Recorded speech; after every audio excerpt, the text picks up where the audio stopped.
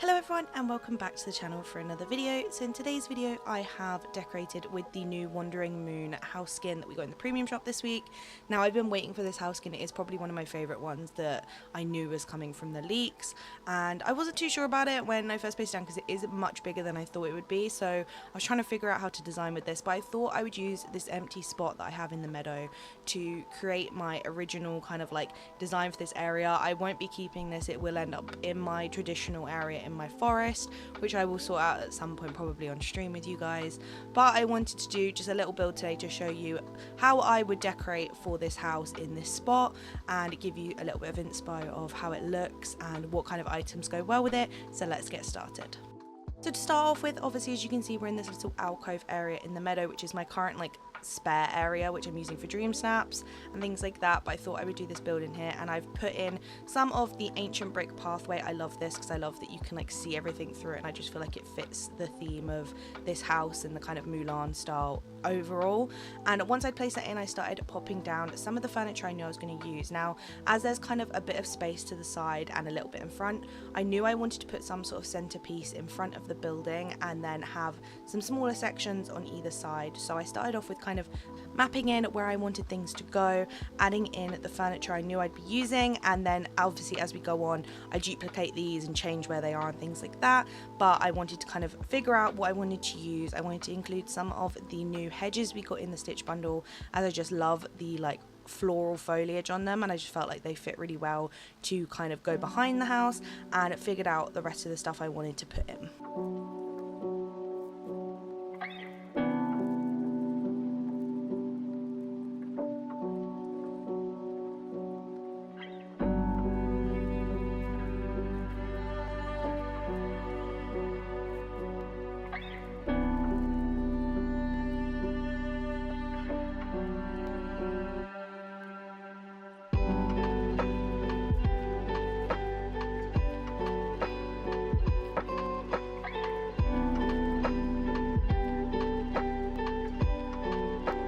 Now for our centerpiece in here, I have used the statue that we get from the friendship quest. If you don't have this yet, it comes with, I can't remember which friendship quest it is, Mulan or Mushu. I think it's Mushu, but I'm not 100% sure.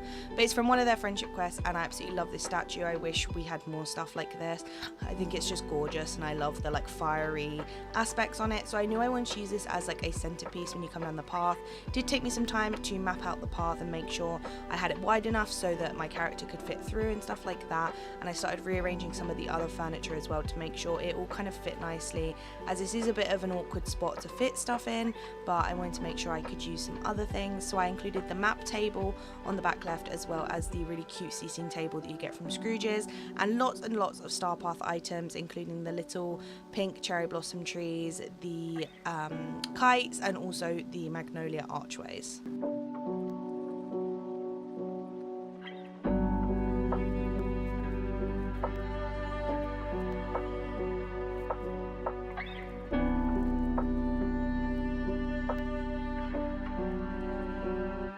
Now once I'd widened the pathway so that you could get around the statue, I started adding in some foliage next to it, as this statue doesn't actually go over the pathway, it kind of removes it annoyingly. So I was like, how am I going to make it kind of blend naturally?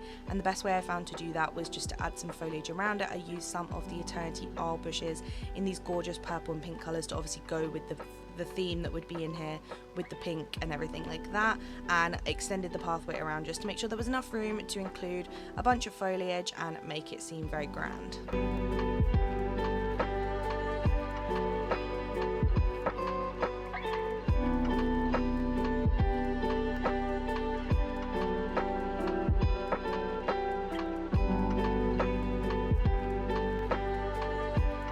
Now for trees in here, I obviously used a bunch of the pink cherry blossom trees we got in the recent update.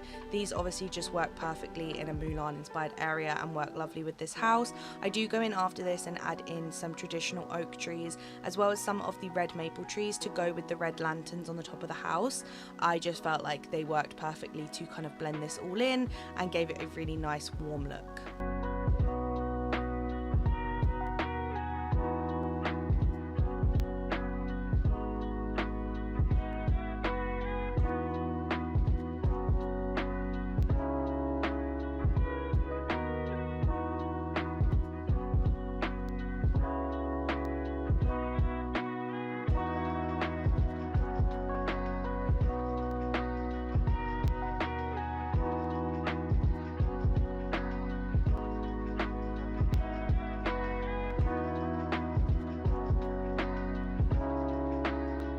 Once I'd done trees, I obviously went in with foliage all around the build. Now I wanted the outskirts of the build to feel quite overgrown, but then the center to be just such a big focal point. I didn't want to overwhelm it too much. I did go for a very symmetrical pattern in this build, which I don't tend to do very often, but in here I just felt like having it slightly symmetrical made a lot of sense, and tried to figure out where to place everything so it wasn't too cluttered but had this really nice whimsical overgrown look at the same time.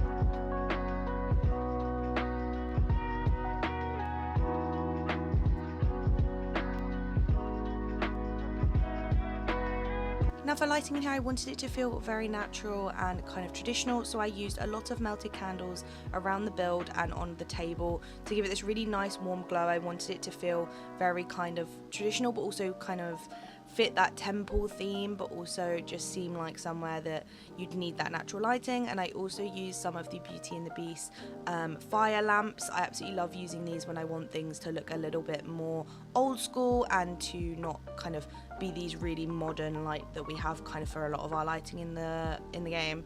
I wanted it to feel a lot more natural, so I used those to dot around the build to give it this really nice warm glow. And then I went in at the front of the building and actually rearranged it to add in these 2 flower beds. I felt like the flower beds leading you up to the stairs into this building just would look perfect, and it brought a lot more colour into the build, which then meant that it kind of complemented all of the bushes and trees really nicely.